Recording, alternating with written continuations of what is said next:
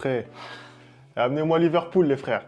Amenez-moi qui vous voulez. Amenez-moi qui vous voulez. On les éteint.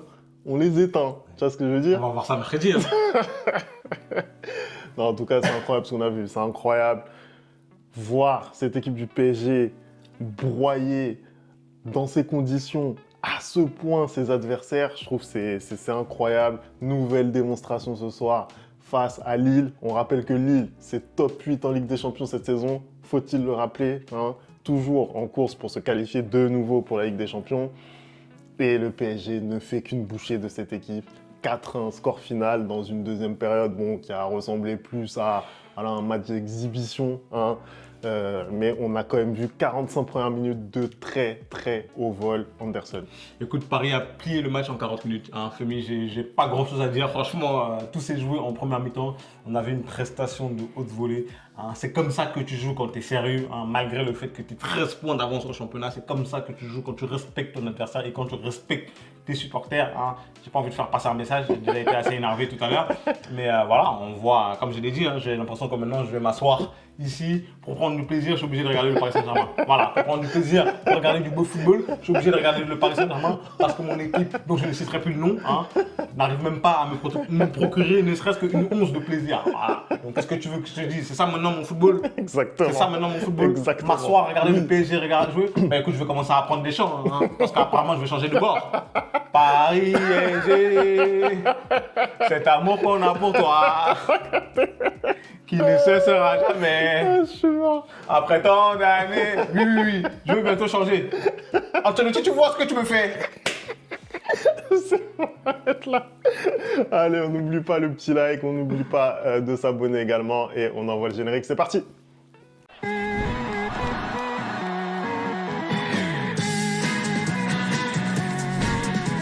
Anderson, c'est incroyable ce qu'on voit du PSG là, vraiment depuis le début de l'année, on le dit, on le répète, mais à chaque match, on a la confirmation. Aujourd'hui, voilà, on rentrait dans une série de matchs très importante pour le PSG. Ça commençait par un match de Ligue 1 face à Lille. En vrai, on n'a plus grand-chose à jouer en Ligue 1, mais malgré tout, c'était une opposition entre deux équipes qui vont croiser le fer en Ligue des Champions. Tu vois ce que je veux dire? Qu'est-ce que toi, tu as pensé de cette prestation? Comment tu la visualises? On dit que cette équipe du PSG, on a du mal à la jauger. Voilà, on a du mal à jauger son vrai niveau, peut-être parce que l'adversité n'est pas assez élevée. Qu'est-ce que toi, t'en penses?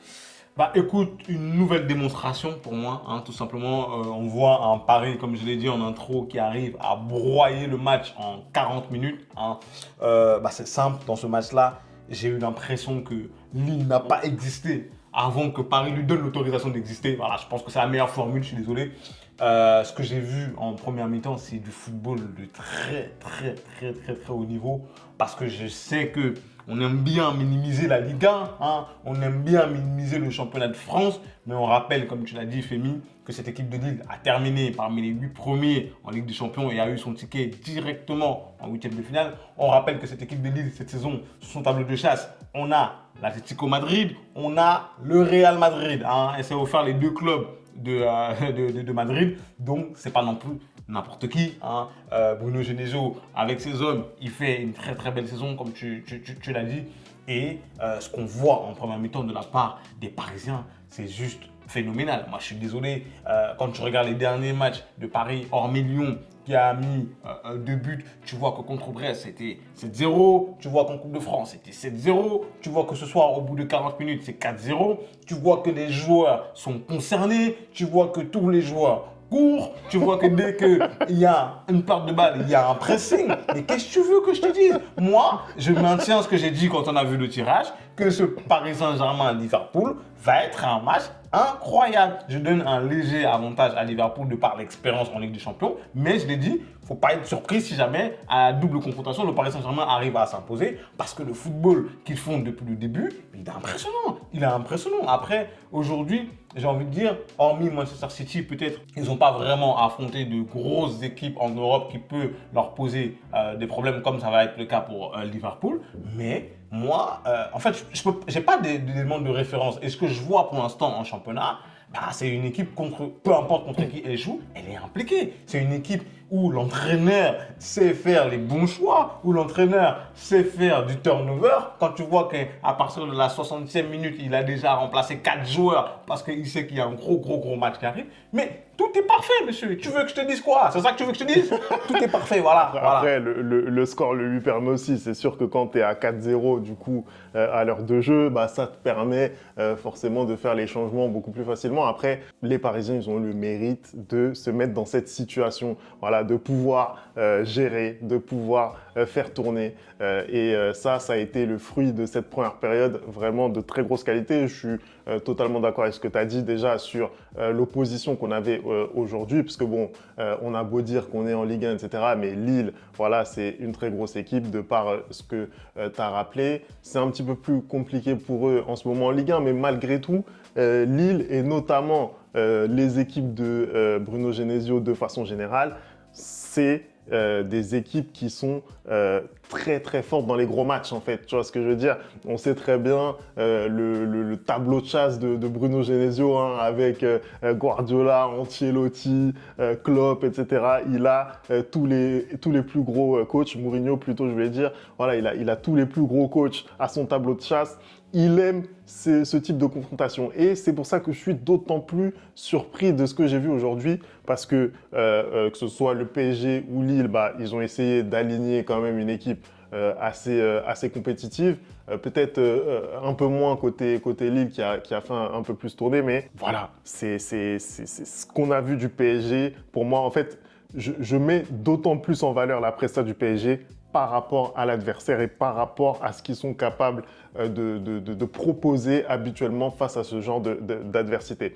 Après, sur voilà, le manque de référence, on va dire, au niveau du PSG, je suis d'accord. Je pense que tu regardes les adversaires qu'on a affrontés, bah, il n'y a pas encore de top adversaire. Et moi, justement, ce qui me fait un petit peu douter, c'est la capacité qu'on va avoir à subir. Parce que finalement, cette saison, il y a très peu de matchs où on a été vraiment acculé. Tu vois ce que je veux dire? Il y a eu, et ça s'est terminé par une défaite, à savoir Arsenal. Hein. Arsenal, vous avez subi pour moi. Ce match-là, on a été en dessous. Hein. Je ne suis pas en train de te dire qu'on était meilleur qu'eux, mais on n'a pas vraiment subi comme par exemple on a pu subir contre Newcastle, par exemple, l'année dernière. Tu vois ce que je veux dire? On n'a pas vraiment été acculé. Je pense qu'il nous a déjà fait défaut, c'est notre naïveté sur coup de pied arrêté, mais on n'a pas vraiment subi. Le match contre le Bayern, on le perd aussi, mais je ne pense pas qu'on est en dessous du Bayern ce jour-là. Je pense que voilà, pareil, l'efficacité dans les deux surfaces manquait. Mais voilà, les moments dans un match où on est vraiment acculé, ils sont pas nombreux, mais à chaque fois que c'est le cas, je trouve que voilà, ça manque encore un petit peu d'agressivité dans ce genre de situation. On le voit, on l'a vu d'ailleurs le match contre Lyon ou en fin de match, voilà, quand ça s'emballe un petit peu, ça respire pas forcément la sérénité alors que le score n'était pas fait à ce moment-là. Donc voilà, pour moi, c'est le petit bémol. On sait que Liverpool, ils auront leur temps fort. Même au Parc des Princes, je pense qu'ils ont un moment où ils auront un temps fort. À voir comment on va être capable de le gérer. Sur le début de la phase en Ligue des Champions, on a vu plusieurs fois justement le PSG qui concède une, voire deux occasions. Paf, c'est la punition, tu vois ce que je veux dire? C'est tout de suite la punition. Donc ça, c'est ce qui me fait douter. Sinon, pour le reste, ce qu'on voit offensivement et notamment ce qu'on a vu ce soir, vraiment, ça me met en joie. Voir justement des Désiré Doué, des Bradley Barcola, même Dembélé, qui fait pas encore son meilleur match, mais qui marque toujours. Et une passe décisive. Et une passe décisive. Les voir à ce niveau-là, c'est juste incroyable. Quel bonheur. Quel pied, voilà, je le dis, quel pied. Écoute, au moins un d'entre nous deux prend son panard dans cette chaîne, hein, ça fait plaisir. Moi, ce qui m'a impressionné vraiment, c'est que tous les joueurs, malgré un petit peu de turnover, hein, notamment Beraldo qui était là, un milieu de terrain un peu remanié avec Fabien Ruiz, Désiré Doué, une attaque aussi avec la titularisation de Gonzalo Ramos, qui, force de constater vraiment, est beaucoup mieux quand il est en sortie de banque que quand il est titulaire. Parce que c'était un peu compliqué pour lui ce soir, malgré le fait qu'il a réussi à se procurer des occasions, qu'il a participé au jeu. Justement, sur le match d'aujourd'hui, je trouve ça plutôt encourageant de le voir à ce niveau-là en étant titulaire. En deuxième mi-temps, je pense que toute l'équipe a baissé un petit peu de niveau, mais le score était fait. Mais sur la première mi-temps, la partie du match où vraiment ça comptait, Ouais. je trouve qu'il était vraiment intéressant dans ses remises, etc. Il n'a pas marqué, c'est vrai, mais je l'ai trouvé vraiment intéressant. Femi, j'ai envie qu'on parle d'un joueur. Hein, j'ai envie qu'on parle d'un joueur et pour une fois, ce ne sera pas Ousmane Dembélé parce qu'il nous a habitués depuis le début de la saison à être exceptionnel. Je crois que c'est son 18e but en 2025. On est juste sur des... 18e but en Ligue 1. En Ligue 1, pardon, on est juste sur des statistiques extraordinaires. Non, j'ai envie de parler de Désiré Doué parce que je pense que depuis quelques temps, hein, depuis ce fameux match où il a eu le déclic, c'est juste un autre joueur qui transpire la confiance. Et le but qu'il met ce soir, il est juste fantastique. Je ne sais pas comment expliquer, hein, comment tu peux nous décrire un peu le sentiment qui t'habite quand tu vois Désiré Doué jouer ces derniers temps. Écoute, je sais pas quoi dire, je sais pas quoi te dire. Franchement, le bonheur qu'on prend à voir ce gars évoluer, c'est fou. Je pense que le toucher de balle de ce gars, il n'y a pas 10 gars sur la planète qui ont ce toucher. Je te le dis, il n'y en a pas 10. Il n'y en a pas 10. Il y en a quoi? Il y en a 20? Et techniquement, ce que ce gars est capable de faire, tu vois, c'est-à-dire le potentiel, vraiment le niveau plafond de ce gars, moi je le vois très très haut, je le vois très très haut. Et encore une fois, ce qu'il propose ce soir, la facilité qu'il a, c'est exceptionnel. La frappe, je t'en parle même pas. Je pense que ça, c'est une des caractéristiques de Désiré Doué qui est peut-être la plus sous-cotée, c'est sa frappe de balle. Parce qu'il a une grosse frappe. Il a une frappe, elle est monstrueuse, monstrueuse. On l'a vu à plusieurs reprises cette saison. Et là, ce soir, bah, c'est le but vraiment qui te fait passer autre part. C'est incroyable. Je suis désolé, je ne peux pas te dire mieux, Anderson. Hein. C'est fabuleux. Non, mais je suis d'accord avec toi. Je trouve que vraiment, techniquement, c'est un joueur de très haut niveau.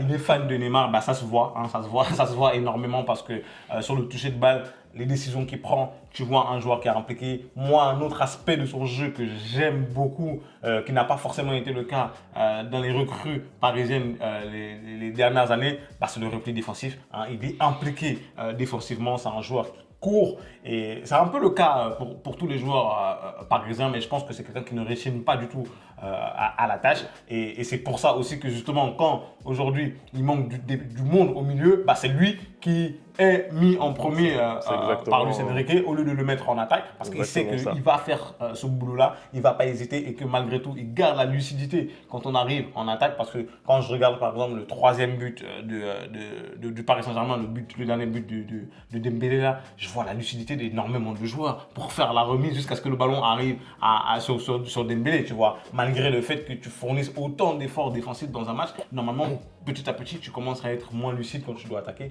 mais ce n'est pas le cas. Hein. J'ai aussi l'impression que le fait que Luis Enrique il arrive comme ça à concerner à peu près tous les joueurs de son équipe, bah, ça met une sorte de concurrence. Hein.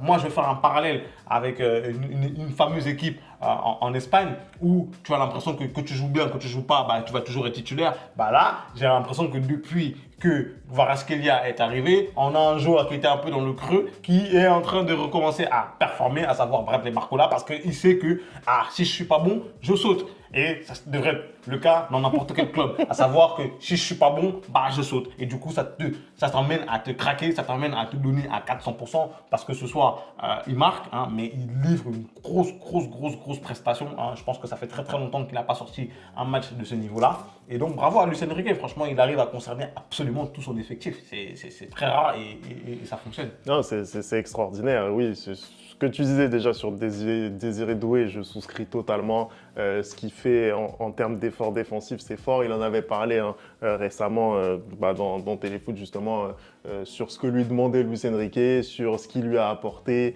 la façon dont il l'a fait progresser. Et je pense que sur cet aspect-là, il a beaucoup fait progresser. Sur ce que tu disais au niveau de Barcola, oui, c'est vrai que la presta qu'on a vue ce soir, c'est une presta de très haut vol. Ça fait longtemps qu'on ne l'avait pas vu à ce niveau-là. Déjà, il y a le but marqué. Il aurait pu en marquer un deuxième, qu'il a marqué d'ailleurs, mais qui a été refusé pour hors-jeu. Moi, j'ai juste kiffé le contrôle et le geste. Ça veut dire qu'on a quelqu'un en confiance et ça, c'est ce qu'il me faut. C'est ce qu'il me faut pour pouvoir accueillir les Liverpooliens. Hein. C'est comme ça qu'on les appelle. Hein. Voilà, on va les accueillir. Donc ça vraiment, c'est très positif. Et puis, pour ce qui est de Kvara, bon, il fait une entrée qui est, voilà, qui est sans histoire. Hein. Le score est fait, mais le match, notamment contre Lyon, il me donne beaucoup d'espoir par rapport à ce qu'il est capable de faire. Aujourd'hui, personne n'est en mesure de dire qui sera titulaire, qui seront les 3 titulaires devant. C'est impossible parce que Kvara aujourd'hui postule clairement. Moi, je suis désolé, la presta qu'il fait contre Lyon aujourd'hui lui permet de postuler à une place de titulaire. Mais va déloger ce Barcola aussi, tu vois, va le déloger. C'est très compliqué, les choix sont difficiles, mais c'est des choix de riches hein, pour Luis Enrique. Il a réussi à se mettre dans cette situation et franchement, bravo à lui, bravo à lui. Moi j'ai une question parce que tu me dis, ouais, vous allez accueillir Liverpool. Là, j'ai une question. Est-ce que tu sais accueillir?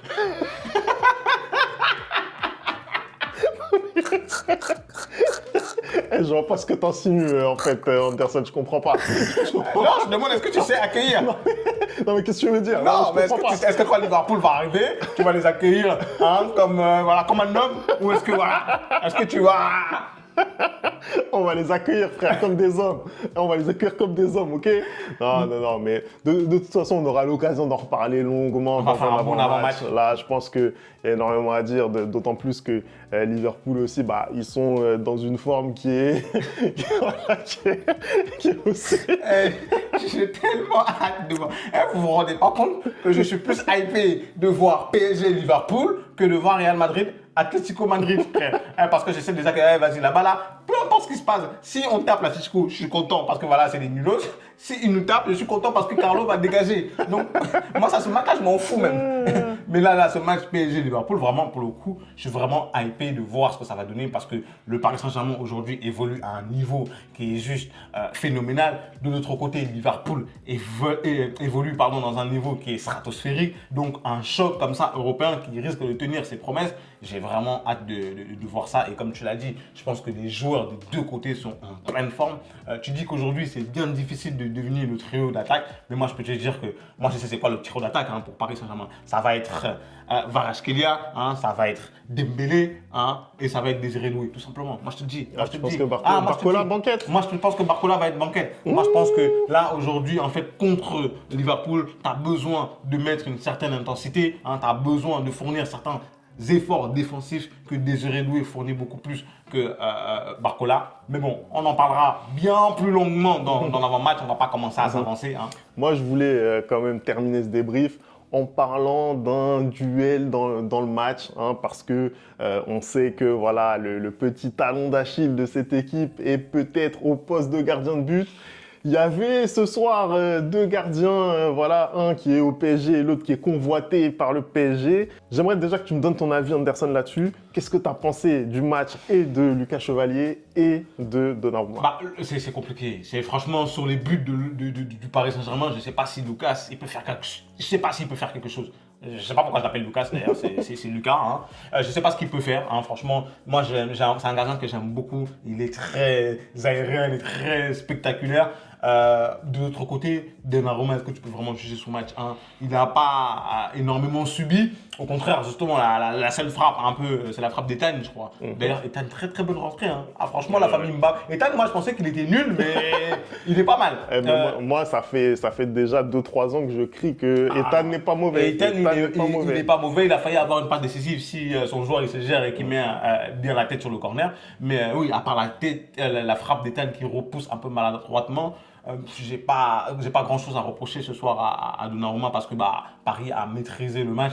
Et quand tu regardes ses dernières prestations, tu vois quand même qu'il est en train de revenir petit à petit à son meilleur niveau. Aujourd'hui, j'ai entendu dire que Chevalier disait que s'il venait au Paris Saint-Germain, c'était uniquement pour être titulaire et pas pour être remplaçant. Moi, je peux comprendre. Donnarumma, il a quel âge? Donnarumma, 26 ans. C'est encore très jeune. Chevalier, il a quel âge? Même jour que Safonov. C'est incroyable d'ailleurs. Chevalier, il a quel âge? Chevalier, 23 ans. Donc, voilà, je pense que ça va être un peu Donnarumma, il peut encore s'inscrire dans la longueur, dans la durée, pardon, avec le Paris Saint-Germain. Donc ça va être très très compliqué pour Lucas Chevalier de venir s'imposer au Paris Saint-Germain.